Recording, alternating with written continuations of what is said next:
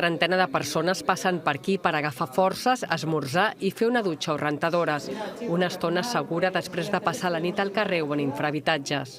Me siento como en casa para poder seguir el día a día.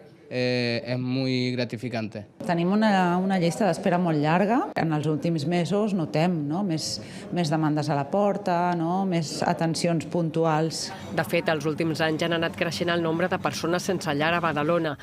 Aquesta setmana els voluntaris han trobat 110 persones dormint al carrer, més del doble que el 2021. L'únic alberg que hi havia per persones sense llar, Can Bufí Vell, va tancar fa un any.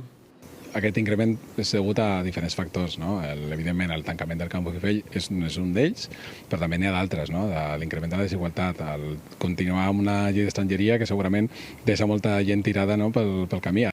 Les últimes persones que van dormir a l'alberg marxaven per força al maig de l'any passat. Segons l'Ajuntament, l'empresa que tenia la concessió va tancar perquè no va poder continuar el servei pels impagaments que arrossegava de l'anterior govern socialista. I segons les entitats, el tancament es deu a la manca de voluntat del govern actual. No tan sols no posa en marxa ni una sola mesura per pal·liar aquesta problemàtica, sinó que les poques que hi havia les està desmuntant. L'Ajuntament, però, assegura que des del primer moment han apostat per un nou model d'alberg que cobrirà millor les necessitats de les emergències habitacionals i que ara està en fase de licitació.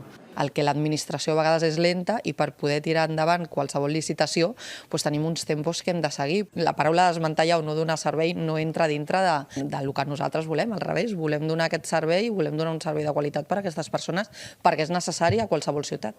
Tot i que no s'atreveixen a posar cap data per al nou equipament municipal.